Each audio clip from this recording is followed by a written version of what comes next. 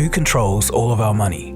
I'm going to focus on the United States in this video only because they're the world reserve currency. But everything in this video affects all of us because the central banks around the world are all doing the same thing. With that being said, let's begin. Around the world today, we see central banks printing money. So here's a question. We're told from a young age that money is hard to come by. We should study to work our whole life to earn it. How then can all this money suddenly come from nowhere? How is money created? Who's going to pay it back? What exactly does all of this mean? And what's going to happen next?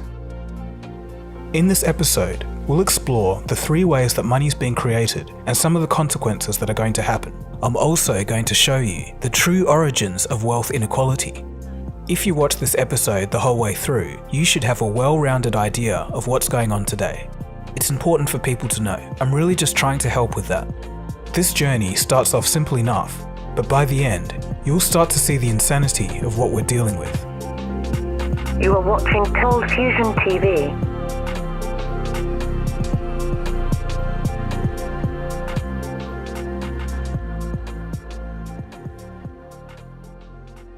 The first form of money is the one created by government. In practice, it's outsourced to the central bank Royal Mint, but controlled by the government. Physical money comes in 2 forms, either paper money or coins. This physical money is a tiny fraction of the economy, and in many economies, this kind of money only makes up about 3 to 8%. This physical money is created in order to meet the obligations of private banks. When you go to an ATM and try to withdraw cash, banks need to make sure that they have enough cash in order to meet those obligations. So let's take a $10 note for example. It costs approximately 3 cents in order to print this note. This means that there's approximately $9.97 of profit for creating a $10 note. This $9.97 can now be added to tax revenue of the government. This revenue is called seigniorage. So since the government makes profit from printing and minting coins and can reduce the amount of taxation on the public, you might be thinking, why don't governments just always print physical money? The main reason that governments don't create the majority of money is because of politicians. If the politician running the office could create money at will, there would be a massive conflict of interest. There would be an urge to keep printing to fulfill campaign promises or fund wars. This would, in theory, destroy the currency by excessive printing, causing massive devaluation. The more money you have in circulation, the less it's worth. And that's a key point.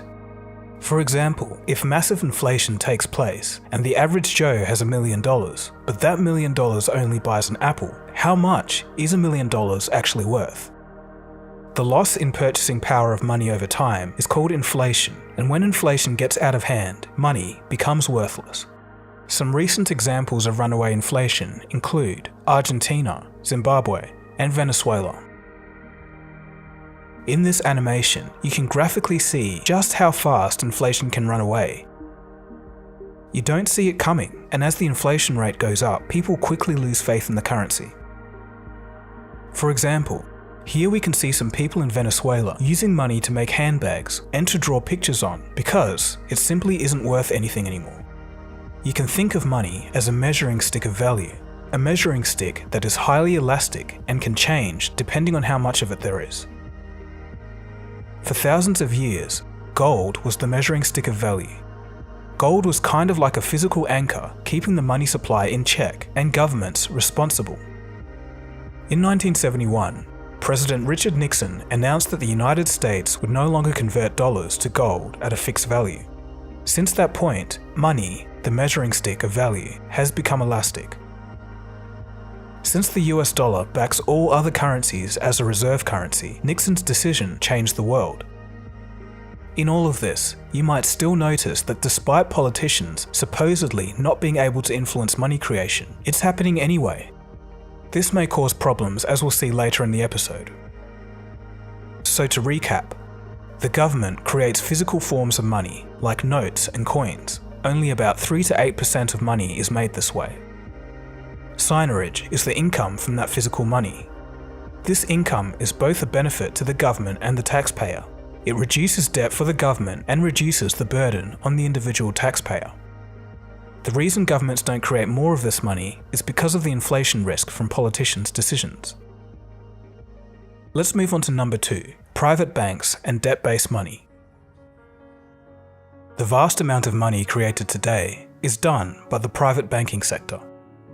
In most developed economies, about 97% of the entire money supply is created digitally by banks. If you're interested in getting a better return on your money, passive income and cash flow, tax benefits that could reduce your taxable income, and inflation protection, all while building a legacy of wealth you can leave to your heirs, then you need to get this free guide on the single most important alternative investment to diversify your retirement income. All you need to do is click the link in the description or type in the URL you see on the screen to learn more. And therefore, most money in the world is privatized. Banks invented digital money when they managed to persuade lawmakers after many early bank runs. A bank run is an event where depositors try to get their money out all at once, but the banks don't have it. From these events, banks argued that they should be legally allowed to create more deposits than actually exist based upon debt. And this is how governments outsourced the creation of digital money. The idea of using debt as money begins much earlier than this. English innovators set the stage for banks to become the creators of money across the globe. In 1704, the English Parliament passed the Promissory Notes Act. Take a good look at your screen. What you are seeing is a promissory note. In this case, it's a written promise to say that you'll pay back the $20 you borrowed. Under the law, this piece of paper was as good as $20. Today, we digitize this agreement and call it debt. If it helps, whenever I say debt in this episode, you can think of this piece of paper, remembering that it's as good as money. Okay, so banks were authorized to be able to use these debt notes to circulate as money.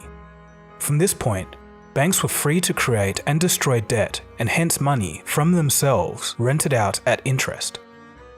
In the modern world, as you'll see, the whole world's economy is based upon these promises. Let's take a look at how it works today. They warn that a recession is right around the corner and the market will crash, vaporizing America's retirement accounts. Here's what you need to know.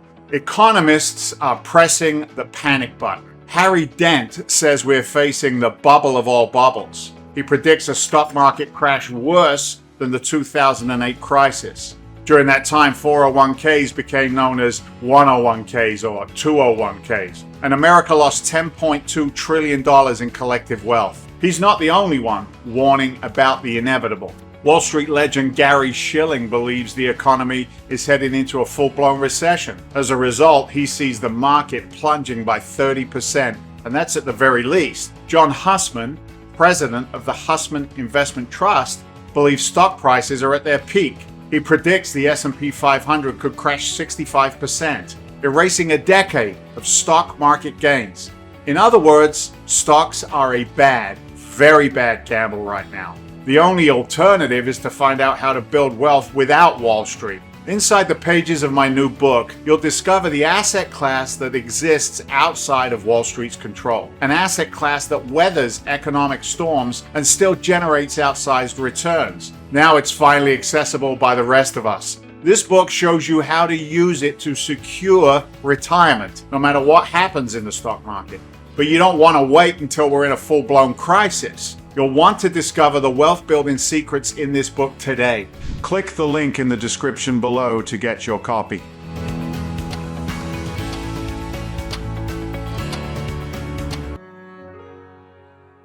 When you go to a bank to borrow some money, the banking license gives that bank the ability to create money every time they issue a loan.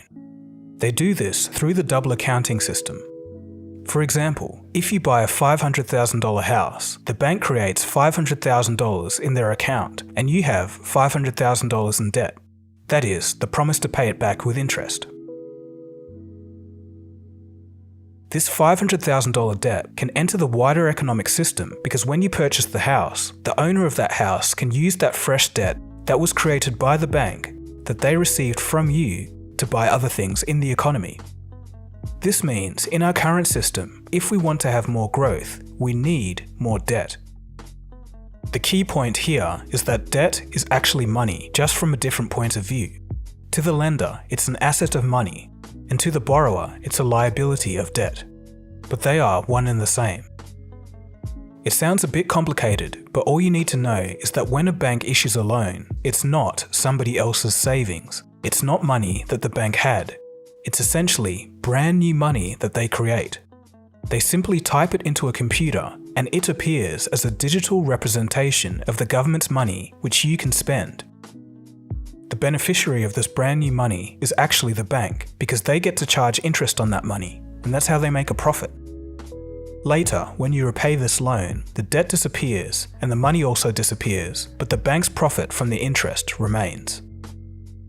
The real estate and property markets are the largest tools for creating digital money. This is because banks have decided that it's the safest yet most profitable form of creating debt. Because if you can't repay the loan, the banks can simply take your house. In developed nations, vast amounts of money is backed by the mortgage market. In Australia, where I live, it's become particularly bad. For decades now, the banks have abandoned investment into the wider economy and have shifted their focus to investments in housing. This has pushed up the housing prices as people take on more debts to buy houses that they otherwise couldn't afford, but the banks make more money. This cycle over many decades has caused one of the biggest property bubbles on the planet. We're addicted to debt. Yes, we're addicted to debt as individuals, as households. The ratios are way higher than almost every other country. So that's loans. But what about deposits? When you deposit cash into a bank, you are no longer the legal owner of that money. The banks are. They keep 10% of your deposits on reserve and can loan out 90% of that money to someone else. And that other person can deposit that money into another bank, and then that bank can loan out 90%, and so on. This is known as fractional reserve lending. If they say, we'll transfer it to your account, that's wrong, because no money is transferred at all. Because what we call a deposit is simply the bank's record of its debt to the public. Now, it also owes you money, and its record of the money it owes you is what you think you're getting as money, and that's all it is. When all is said and done, an initial deposit of $100 with a 10% reserve requirement can ultimately lead to $1,000 in total money circulation. Well, at least that was how it used to work. Until March the 26th, 2020, there is now a 0% reserve requirement. According to the Federal Reserve, quote, "This action eliminated reserve requirements for all depository institutions," end quote. So, banks can now create infinite amounts of money with no reserves. And it doesn't stop there.